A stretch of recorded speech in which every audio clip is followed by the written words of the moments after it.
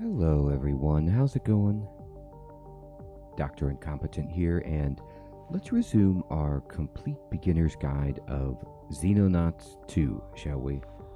So, day is moving on. It's early in the morning on our first day, and you can see we're still kind of working on making our defender armor, and this is what you want to do at this point in the game. Just go ahead and speed things up and wait for something to happen. Now there goes our engineering project. The defender armor is done, but we don't need to do anything else with that. I'm just going to leave it go. And here we go. So we have a tactical mission, alien research team.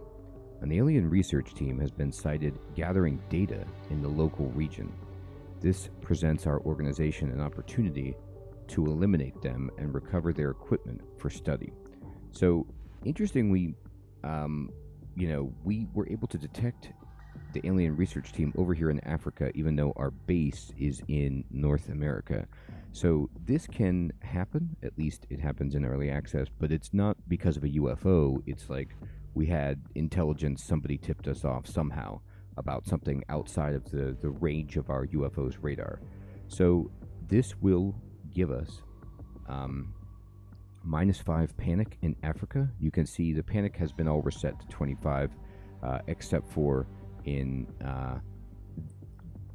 Latin America, it's 27, but we can get Africa, down to 20 if we do this. It's in a tropical biome.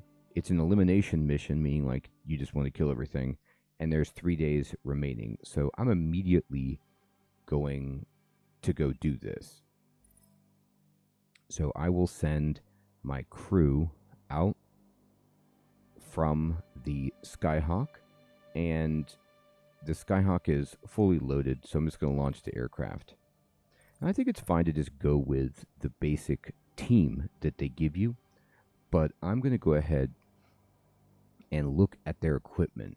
So this is my shield person going first, and Corporal Malone, she only has a pistol as a weapon, which is a shame, but I really recommend trying a shield unit, and I'll show you why. But as long as the shield remains, as long as its health is above 0 and it's there blocking shots, it's just a fantastic way to make progress on the enemy and have some moving cover.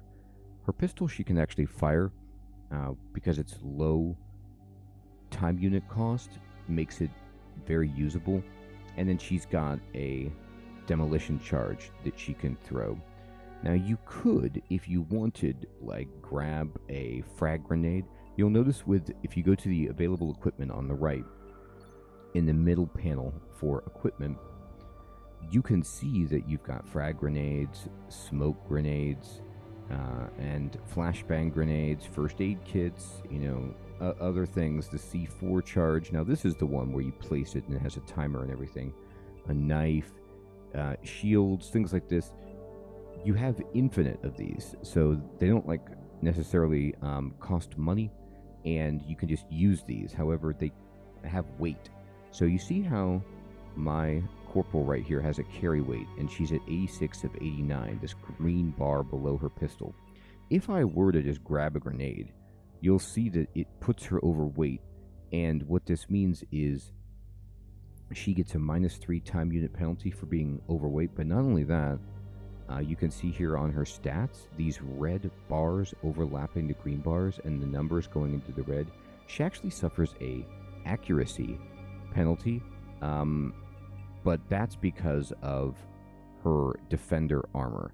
So that, if I take this away, her accuracy is still reduced by her defender armor, but I love having armor just to keep people alive, and I take the accuracy hit. But when we put this here, you see the red go onto the time units, and we lose units per turn that she can use to move around. Now, we might think that that's worth it, but I'm going to be okay with what she's got, because she does have 1 grenade to throw in this demolition charge. So I'm going to look at my next unit. I'm just going to go over here to number 2, and this is Corporal Allen. He's a shotgun dude. And Shotgun Guy is an assault. That's their loadout. And he starts with this, like, steel-plated tactical vest inside, or these steel plates inside his tactical vest. So you carry these as equipment, and it just gives him a little bit of armor. So you could see his defense value is 15 total because it's the defender armor plus this 3 from the steel plates. So he has to go really close, so it makes sense to give him all this armor. He's not even overweight, so he's got a shotgun, and he's got some backup ammo. He's got a flashbang, and he's got a frag grenade. So I'm fine with that. And to be honest, all of these, I'm going to skip this other assault and just go to the rifleman for Sergeant Vasileva, or Vasilieva. And she is got plenty of carry weight, to be honest, because all she has is this assault rifle, and she's got like grenades, and she has a tactical module which gives her a boost to accuracy. If you can afford this 12 weight for the tactical module, it's really cool in that it gives a bonus to accuracy. You could see right here the blue is representing the bonus that she's getting to her accuracy from her equipment. And if we wanted, we could take some extra stuff. So we could take, steel plates if we wanted, and give her a little bit of boost of armor. And I don't see why not. But I'm going to take this away. And the reason I'm going to do that is because she has all this extra weight because she's not wearing armor. So I'm going to give her defender armor. And then you will see that she still has extra weight. And I can even give her this. And now she is like super stout. She's got 2 grenades. She's got the smoke and the grenade, the frag grenade, the demo charge, and 2 modules. So this makes her much better. I'm actually going to check on all of my assaults and make sure that, I just want to make sure nobody's missing anything. So you do need to go through your crew and make sure everybody, I just recommend defender armor. Now, you can see right here, the reason she's able to carry so much is because she's a boss strength-wise. Look at her strength. She's got a 72. So this guy, Colonel Berger, is not as strong, so his carry weight is less, I believe. So all of these stats have an opportunity to raise when you complete a mission with them. So your people can start to get stronger and have better reflexes, and better, like, they will get more time units per turn. They will just get so much better overall. We're going to go ahead and give this guy defender armor, and he's like right at max weight because he's only 59 strength. And then this dude, Corporal Waysong, is a boss, so give defender armor, and he actually has enough for the plates to defend himself.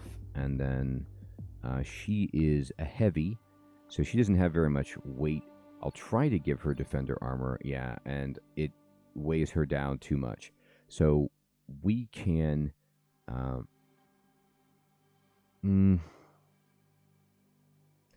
if we wanted, we could take out her demo charge. This weighs 6. Her smoke grenade weighs 6. And then we could take away her extra pistol clip and keep everything as is. And I'm going to do that. With the heavy, I actually love the ballistic machine gun, so I'm going to plan on firing this most of the time. However, having a pistol with 15 rounds as a backup is nice for Overwatch. Now, you could keep all of the explosive stuff and just not give your heavy armor if you don't plan on moving them into a dangerous situation, but I find that I move my heavy into a place where they can get hit sometimes, so I just like having armor. Now, the sniper is the one where you could consider no armor because you're going to keep them, way out. And you can't give them 2 tactical modules to boost the accuracy, but Corporal White is good on accuracy. He's got a smoke grenade. Now, what we could do is we could give him a frag grenade if we wanted to just give him a little extra option there. And then, I won't give him that. The sniper, you will just very rarely move. So I'm going to go ahead and do this. Okay, great. We're going to launch the dropship.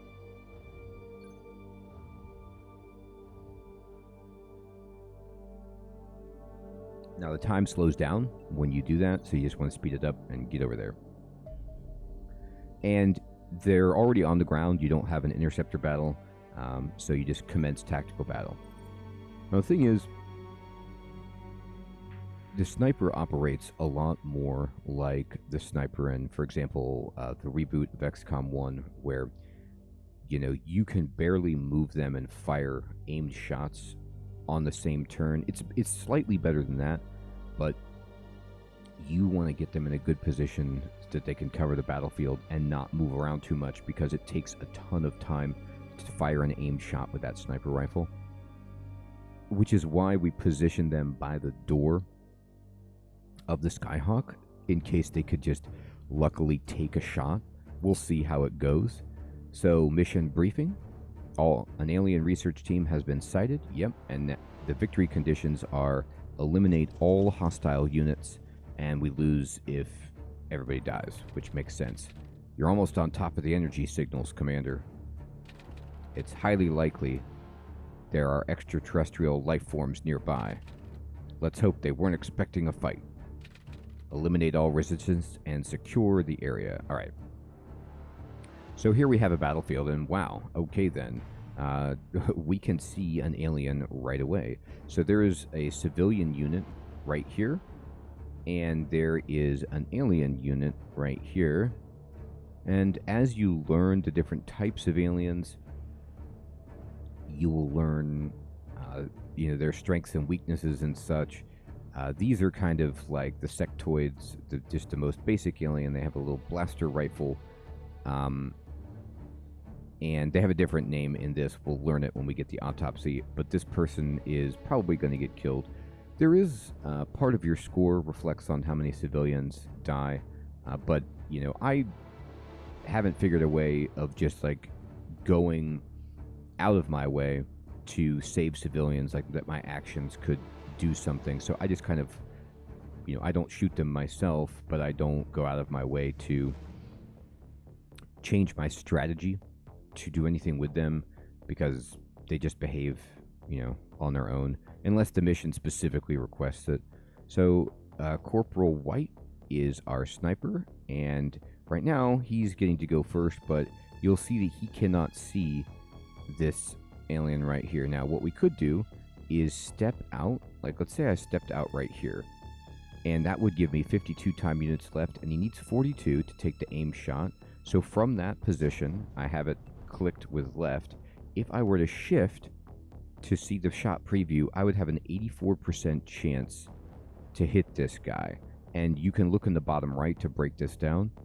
I'm getting +4 for my tactical module. The base is 58. I'm accurate with my rifle, so it's 1.35 because it's a sniper. And the target size is small, so it reduces the chance a bit, but it's in ideal range. There's no cover blocking this, so that's actually pretty reasonable. Like, even if I moved up to, let's just say right there, it doesn't change my accuracy to get closer, because the sniper rifle just behaves, it has such a max range. So I'm actually only going to move to right here because, well, actually, before I do that, let's just turn with this guy.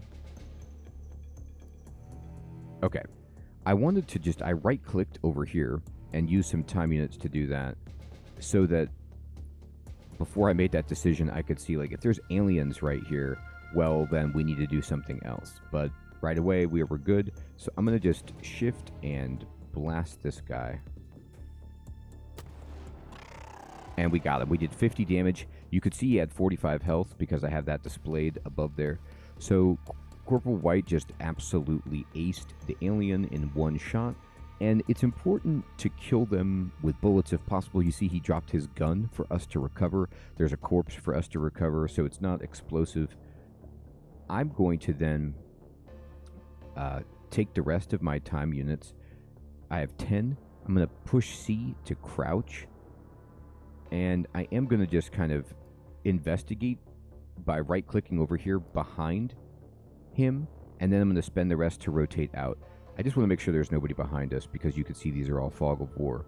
Now, the direction that you're facing matters because shots that are head on, you have a little bit more armor against. So if people flank you or hit you from behind, you will take more damage. So he's not facing forward, but he is facing this way in case anybody wants to come over there. And he's crouched so that he's harder to hit. And he's all done. So now I only moved my sniper first because I could just see an alien like coming right out.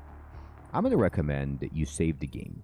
Now the game auto saves it at the mission beginning, and then it starts to save it like you could see right here, day 3 before mission, and then alien research team turn 1. I'm just going to save this battle and just give myself a new save game. The reason is this is a very hard game, and things can go wrong very quickly. So I recommend the game autosaves many turns. It's very friendly in that way. But I like to just have a save like after a battle, after I get a good outcome, just every once in a while, so that I can go back if I have to. Now, of course, everybody's mileage is going to vary on how frequently they want to reload the game. My thought process on reloading the game is if I lose 1 or even 2 of my soldiers, that's fine. That's just how it goes.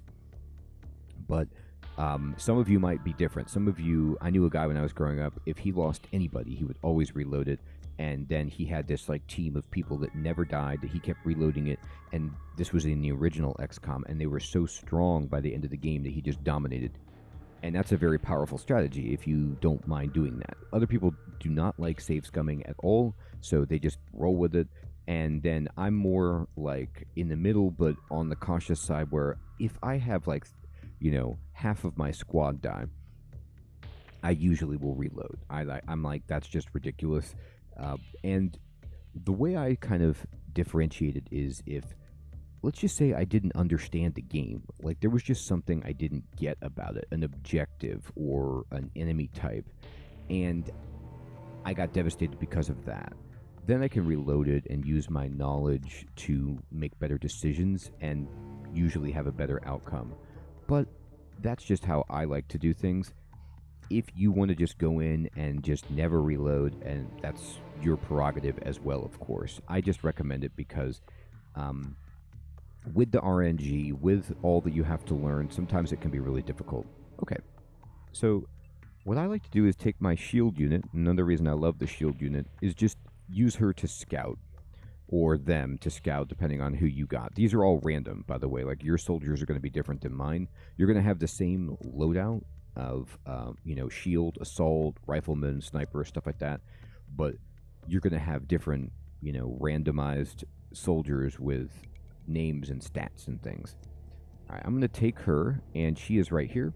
And I'm just going to move right to this location, and I'm going to turn over here. I'm even going to turn back here. So you could see this kind of diagonal flashing blue lines over here. This means this is the edge of the map. So here's the edge of the map on this side over here behind our Skyhawk, and then over here to the left is the other edge of the map. So there's nobody over here. So I'm going to face her around again, and I'm going to even turn over here. We can't see there because of the trees. So I'm going to continue moving her, and I'm going to go all the way up here with her, and she's facing the right way. And I'm going to leave her. I'm not going to crouch with her just yet. I'm just going to leave her right there, and we don't see anything. So this happens a lot. Like, we were lucky to see an alien right away when we landed. Sometimes the aliens hide, and in my experience in this game, they can diverge. Like, there could be an alien over here by these shipping crates, and then aliens over here by these trucks, and then an alien in this house. So, they could be all over the map. You want to be very careful, which is why I enjoy scouting the area as much as possible. All right, I'm going to take a assault unit, and I'm going to try, can you move? Yeah, I'm going to move this guy like right. Oh, okay, look at that.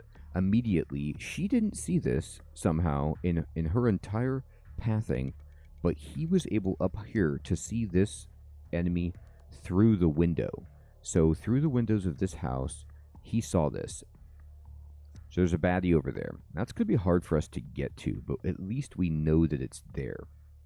So we can prepare for this by moving behind this tree and taking cover behind a tree. So you see where I'm moving my tile, and there's the white blinking box. And then next to this log, there are these 3 angled pieces. 2 of them are yellow and 1 of them are white. The way I understand this is that this means that you will receive cover from this log from an enemy who is firing over it from the upper right and from dead on, but then that diagonal to the upper left where it's a white corner piece, that means you don't have cover there. But you see how if I move to the center of the log and all of these 3 pieces turn yellow, I believe that means from the front, this guy or whoever moves here is going to get cover on all 3 of these areas. So if the enemy is like over here or over here or over here, they will be firing through cover because of this log. So you can really use this. And yellow, I think it means half cover, and then green means like full cover. So you can use this to plan where it's safe. You know, like this bush provides half cover, dead on, but at the diagonals, it doesn't do anything for you. So this is good to know. Now, I'm still going to move this guy right here because he needs to be up close anyway, but I wanted to be able to look, and I'm actually going to leave this dude right like this. He has enough time to take a snapshot with this shotgun if anybody were to come through this door. I'm actually going to face him this way and then fully go to the right here. It's 1 time unit to move 45 degrees. So I moved him 90 degrees using 2 time units, and now he's facing this way. So if anybody tries to come out from here, he will get 1 shot with his shotgun. I'm not going to crouch with him. Remember, he has all that extra armor, and this gives him enough time to take a snapshot, so I'm going to be happy about that. But I do want to protect him from somebody coming through this door. So let's take the other assault and move right here.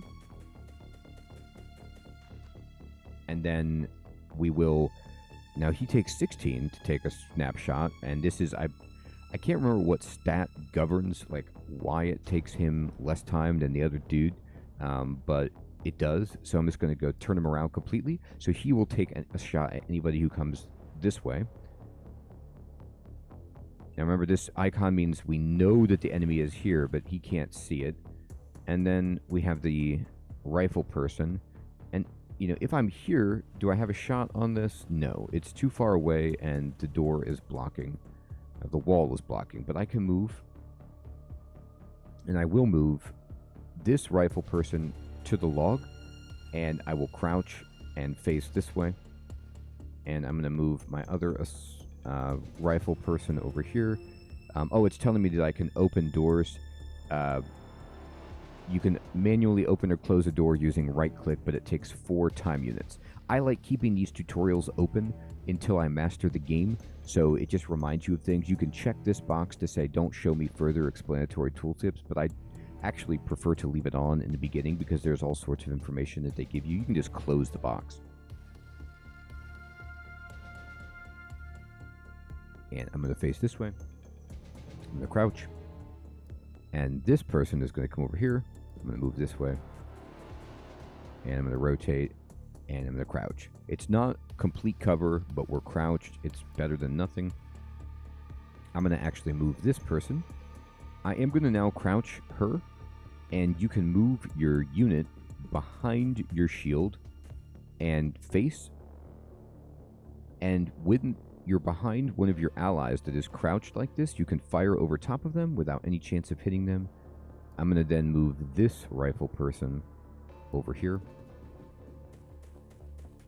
And I'm actually going to cover just in case anybody wants to come over from this way. And I'm going to crouch. All right. So we're focusing our attention on this over here. And you see there's actually an ally. There's a civilian that has a gun. So they're going to try to do something against that alien, which is amazing. And then we don't know what's happening over here. Okay, so at this point, Oh, that's my heavy. That's right. Well, she's good. I'm not going to use. I could, if I wanted, use explosives to blow up this building and create a clear line of fire, but I'm not going to do that just yet. I'm just going to kind of wait. We have a good position. You could see up in the top very quickly at a glance your time units in green and your health in red, and I feel fine with where we're at. So I'm going to go ahead then and just pass the turn. I'm going to end the turn right here.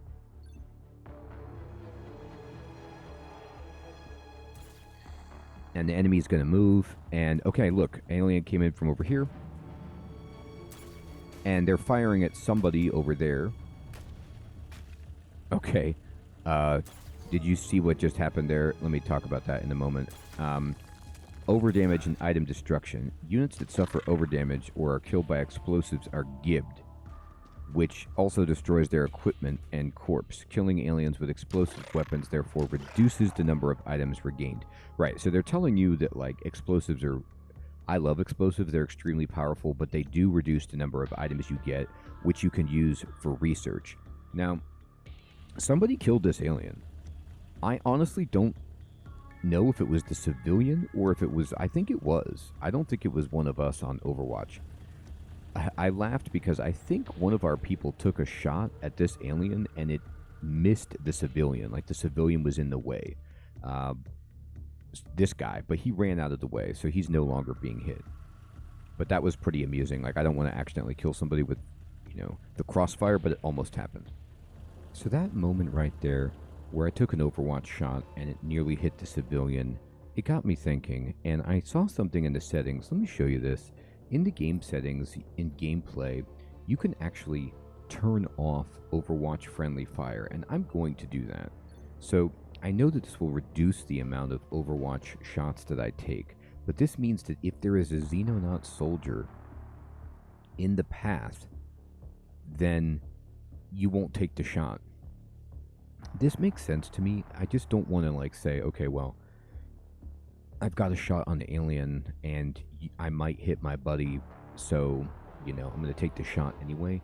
I don't like accidentally hitting my people. Like, it's just never good. It says it doesn't eliminate friendly fire entirely, but it's better than nothing. Now, you might not care, or it's fine, like, to keep it on, but I'm not huge on that. So I'm going to go ahead and just turn that off. Another thing I want to talk about that I didn't know was in the game until I just saw it, because it's not explained in the tutorial, is, or at least I missed it, you can use page up and page down to zoom in and out on the game.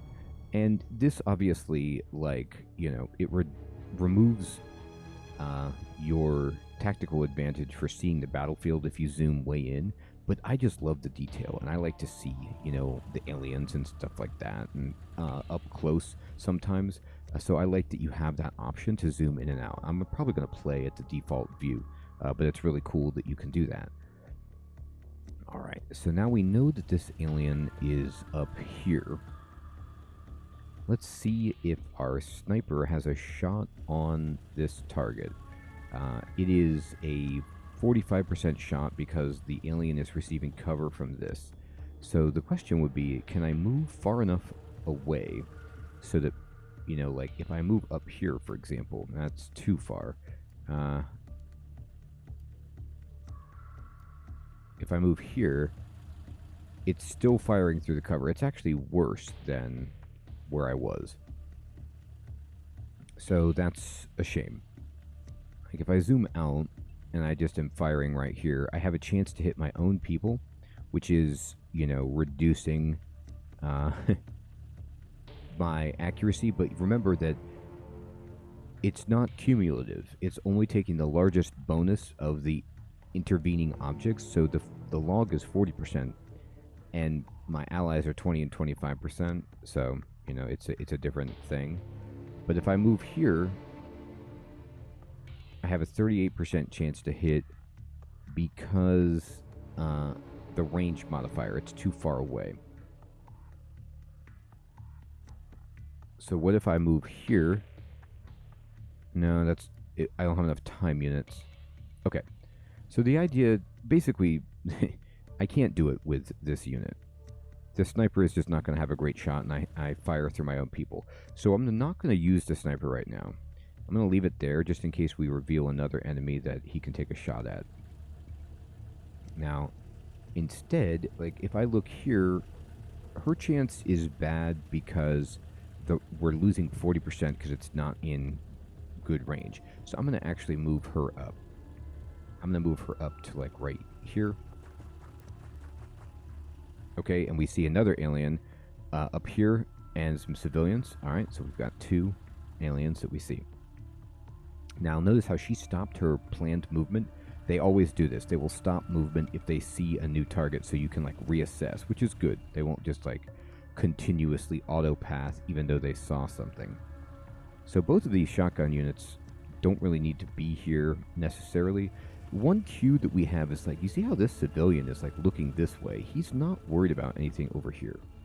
But I always want to make sure, so I'm just going to go over here and just double check. Okay. So it doesn't seem to be that there's anything here. He can take a shot. Like, let's say I move, you know, here and try to shoot. This is 100% cover right here. I could move here and try to shoot, but it's so far out of his shotgun's range that it's no good. However, we have enough time to try to throw this explosive, but we can't get it quite that far. So instead, I'm just going to face this guy this way and leave him there.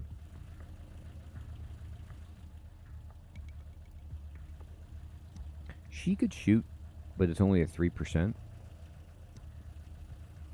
So how do I want to do this? Interesting.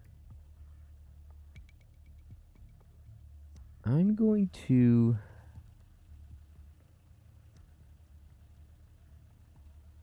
If I move you here, it takes up, like, all your movement. 34% chance to shoot from there. But takes up too much time. Okay. Let me switch to her. She can't hit this guy at all with her pistol because it's too far. And we have a 3% chance. It's diabolical, but I can throw a charge. Not far enough. Okay. Then here's what I'm going to do. I'm going to move her right here. I'm going to face. And I have a 15% chance to shoot from here because we're getting closer. I'm going to actually...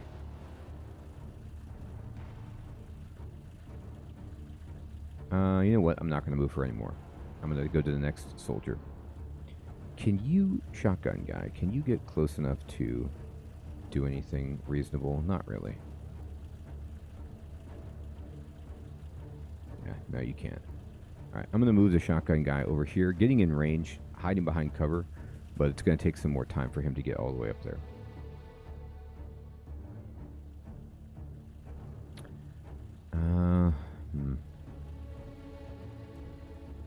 If I move here, I still don't have a great chance. But it's better than nothing. I'm going to crouch her. And I'm going to move here. And this would be a... we're going to take a aimed shot from here. And it takes too much of her move to do that. So we could only take a normal shot.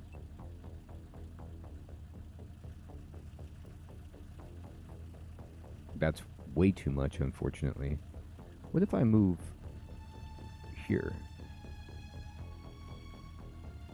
I still have a chance to hit my buddy. Still have a chance to hit my buddy.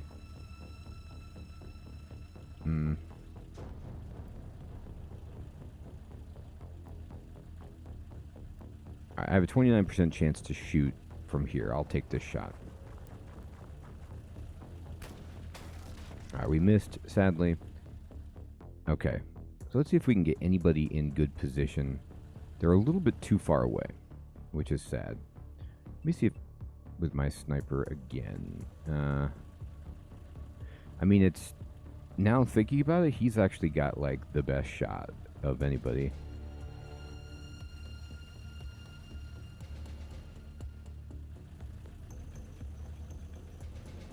This is actually out of his range too. I wonder if I can move. Does this get me closer? Not really.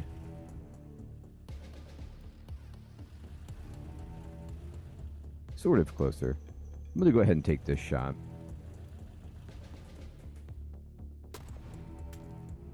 We missed. Sadly. Alright, and let's see here. It's getting to, you know, be like Dire Straits time, where if I try to shoot from here, I have a 25% chance to hit. Go with...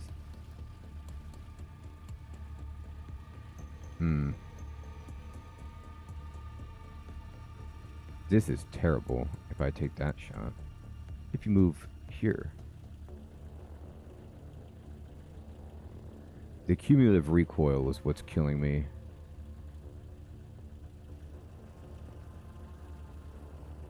Let me see on this. I can get 25% chance to hit that way. What about if you're here? He can't throw the grenade far enough. What I could do is throw the grenade to destroy the cover. How many action points do you have? You have very few. Okay. I'm just going to have you move around to here and get closer.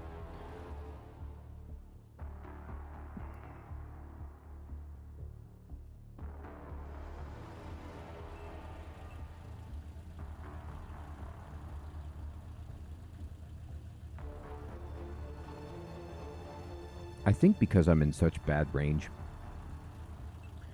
like they're just kind of a little bit too far away for us to get good hits on. I think what I might do, like she would, if I moved her to, you know, here, she can hardly move anywhere. Can you see right now? You have a 10% chance to hit from here. That's not bad, actually. Oh, wait, no, not... Yeah, let me... I don't want you to do that. Here, go back. From here, you can't hit at all, because that's hit. Okay. I might just throw a smoke grenade right there to block, to help reduce the chance that shots will hit us. So let's see, a smoke grenade's going to cost me 29. So I'm going to move over here with this guy. So he's like got some cover. And then we'll throw a smoke grenade. Kind of like right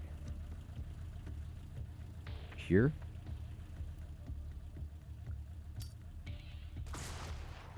Hopefully that will conceal things so that we can get better shots.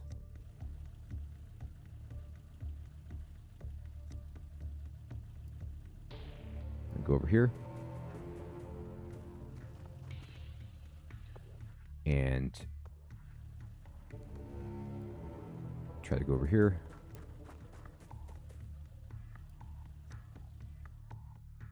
And move you,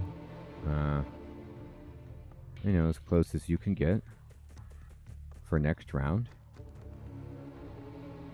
All right.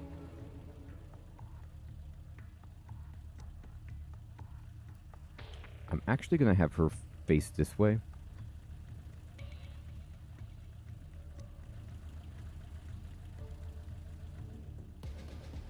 So we could switch to pistol with her to take a shot, but I don't think so. I think we're fine. You know, we might take some damage here. This alien will probably try to kill this civilian. So that's one of the things, you know, about civilians is that they can kind of, quote, help you by being a distraction, as sadistic as that is. But in this case, we might take some damage, but with all of our tactical armor, we should be okay. So I'm going to end the turn. Let's just see what happens.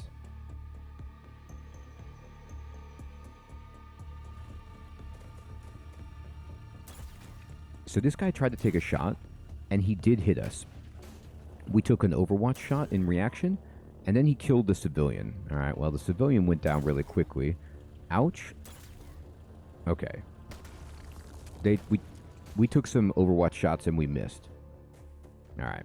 So we've been hit twice for a lot, and we're bleeding. And so they're telling us that we're suffering bleeding, which means that at the end of each turn, we take 5 damage unless we get a med kit applied to us. So this is scary. This guy is doing ridiculous things. Okay. So he's got 2 bleeding wounds. Alright. So that's pretty upsetting. So this guy, he's got a lot of health, but he's going to take 10 damage every round. So what I'm actually going to do is just use a med kit on himself. So he heals up, the bleeds are gone, and now we can start moving in to take shots. This smoke grenade did not protect this unit right here. I should have crouched with them. So she took some shots that she just didn't need to take right there. But now we're in position. Alright, so I'm going to go ahead and say, alright, shotgun person, how close do you need to get to destroy this target? If you go here, no, go here. Can you hit? This would take all but 3 of our units, and I'm going to take this shot. This is the normal shot of the shotgun right there. Okay, so we hit partially, and then other shotgun person, if you go here, this should clean it up nicely. Okay, so that alien is gone. I'm going to crouch behind cover. Hope there's nothing over there. There's definitely one over here, so we got to finish this one off. So let's see, who's in position for that?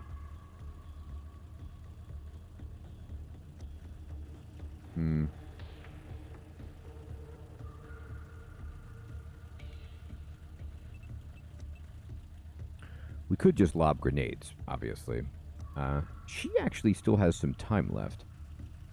Oh, she didn't do anything yet. I could heal her, or I could just go burst fire right here. Now, this thing is in the way. So what I need to do is actually move here. Now, you see how she took stun damage from going through the smoke. So she inhaled the smoke. It says right here, you've taken stun damage, and it's this little yellow bar. She took 4 stun damage, but it doesn't do anything to her because she's not taking any more now. She's out of the smoke. It's unfortunate, but it's not the end of the world. It's actually not even that big of a deal at all. I'm going to do this burst fire right here. Okay, we hit it twice, and we suppressed it. And we can actually crouch with her to just really, really insulate her. I'm going to close the stun damage dialog box. Remember, if the stun damage, the smoke goes, like the yellow damage, whatever is stunning you, goes above your current hit points, then you will become incapacitated. You don't die, you just get knocked out. Alright. So I'm going to then... Who do I have left that can take a good shot? Can you get a shot on? Yeah, you actually have a pretty reasonable chance to hit right here. The range is getting us. What if I moved you, like, here? Yeah, that's a 46% chance. I'm going to actually right-click to change fire mode to this. That would leave me with 11. What if I moved you over here? That's actually less. Alright, it's the same. Alright, try this. That was terrible. Okay. I'm going to save that guy. Heavy, can you hit? What if you go here?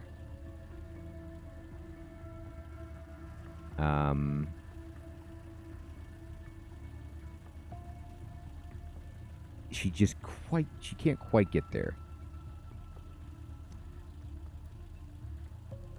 I can't take my best shot moving here. What if I move here?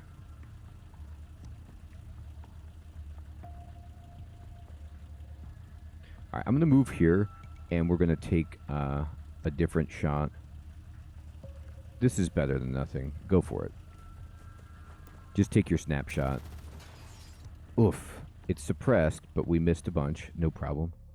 Huge problem. Alright, can you see this? No, the cover is in your way.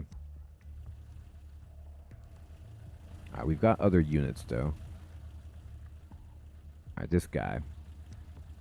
Where can I get you? If I move you here, do you have a shot? It is not very good. What if I move you here? Yeah, you have a great shot from here. What if I go here? Yeah, take this shot. This is pretty good. Got it. Sweet. Okay. So now all the targets that we can see are gone. I'll crouch. Does anybody who's left have the ability to heal? Where's our hurt unit? She's over here. This takes how many time units? 25? Yeah, you can't actually get close enough, sadly. She doesn't have a medical kit, but she has a lot of time. So I'm going to move her over here just to make sure that there's nothing. We'll go ahead and look out this way. She's just running interference, doing nothing else.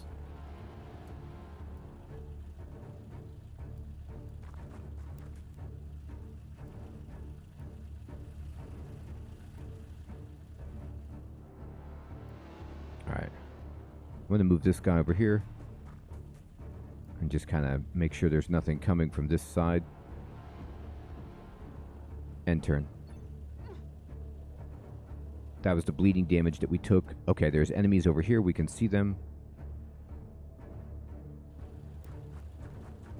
Alright, that guy's running into the smoke, as is that guy. Alright, so she's bleeding still. Alright, so here she is. I'm going to have this dude run over and use his med kit on her. Alright, so now she's no longer bleeding.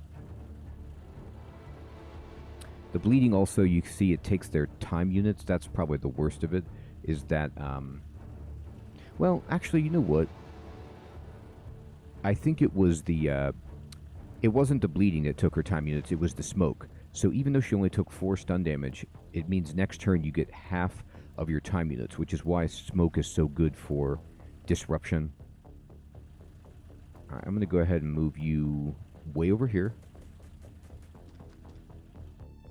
And we see that alien big time. Then I'm going to turn you around and move you over here. Alright, the shotgun people just can't get close enough. We're going to have to creep up on this.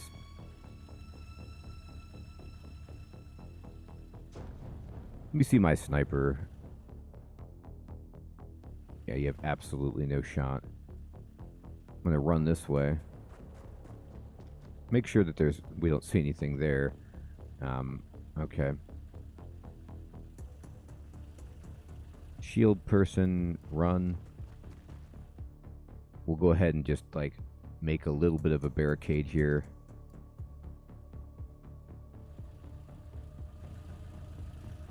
Shotgun guy, can you make it there? You can, but I need you to go kind of, maybe not that far. That's okay, I think. Yeah, you're in full cover, sort of.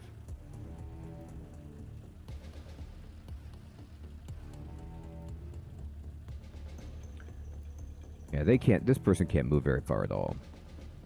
So we'll just kind of...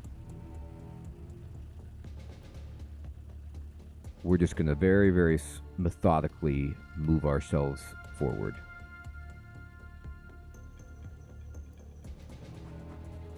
This enemy is out of any kind of range for us. But there's no timer on this battle, so I'm fine with just taking our time. I'm going to face this guy that way so he takes potentially less damage. I'm going to run the heavy in. Face her this way and crouch. Crouch, face that way. Alright. Good.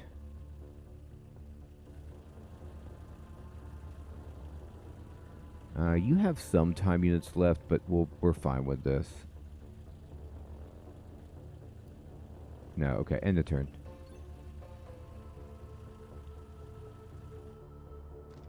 Alright, the enemy's coming in. It is taking shots at us, which is alarming. We took a shot back. Oh no. Okay, we're getting flanked. Alright, so they hit our shield person. You can see she turned to take the shot. So this is, you know, giving you a good glimpse of how difficult some of these missions can be given just how spread out these enemies are. Alright, but shotgun person should be able to annihilate this fool.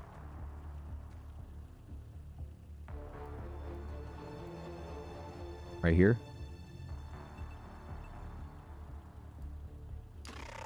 Yeah, luckily we had the assault unit, like, just on hand. And we will move over here, turn around, and that person is...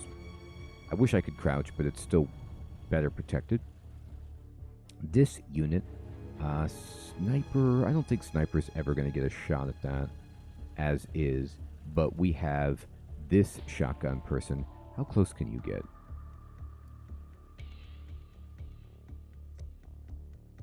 That takes up too much time to use that shot. What if I put you here? Yeah, this is worth it. Oh god. It was still worth it. He had a good chance to hit with 3 different shots. He just didn't do a good job. Okay. Then heavy, can you get out and take any shots here? What if you move here?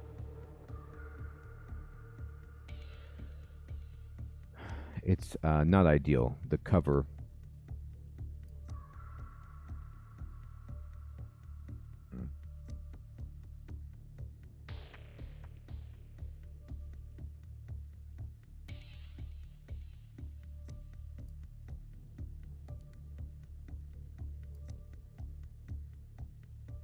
Yeah, there really is no good shot for her with that cover, but we'll take it anyway. Ooh, sometimes you get lucky. Perfect. Mission complete. Alright, so we lost some civilians, we had some injuries, some bleeds, but nobody died on our team, and we're going to just take that as a pretty good victory. We're fighting the most basic alien types, and you get the real sense of how important range is in the game, how hard some of those missions can be when the enemies spread out dramatically, and, you know, how to kind of plan a slow burn assault. Did I fight that perfectly? No. Are there other ways that you could have done that? Absolutely. But we survived, and check out what happens when we survive. So, our shield unit's been wounded, and she's going to be, you know, needing to rest for 18 days. 2 units are injured, and this is the time. Now, this unit got a medal, the Crimson Heart, which they get if they suffer more than 30 damage, and this just gives them +1 to all attributes. And you can also see right here, these are all of the ways that our units improved. So, you know, +1 reflexes, +1 bravery. Look at this, like, right here, this shotgun guy, he got 2 accuracy, 2 time units, 2 strength, a health, and a reflex.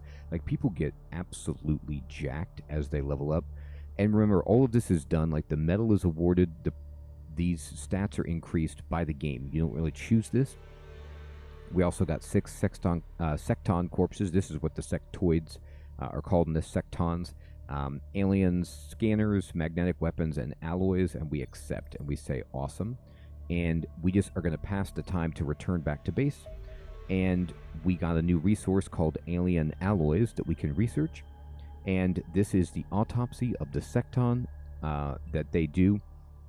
What's nice about this is, like, you don't actually have to spend time researching, like, the autopsy. They just do it for you. So it's different than in XCOM. And now we can study weapons, xenobiology, which is a plot thing, and warden combat armor. Now, I'm going to assign research, but you'll see that we're still researching combat vehicles. It's going to take a day and 20 hours. I'm going to leave that there because I want them to finish that, because I want the SAM, the robot so badly, the Mars robot, I'm sorry, that is amazing. So we're just going to keep that on there. We're not going to change it. And I'm going to push escape, and we can go back to the geoscape. And let's look at our base. We are still in here building the training facility. And on engineering, do I want to build anything? No, we're good to go. So, everyone, I think this is a good place to end the second episode. We did our first standalone mission outside of the tutorial, and we were successful. We're rocking and rolling, and we're going to keep building up so that we can show you some more fights, some UFO experience, and get some more exposure to the game. Everyone, I hope you're still finding this series to be helpful and fun. Thank you so much for watching. Take care.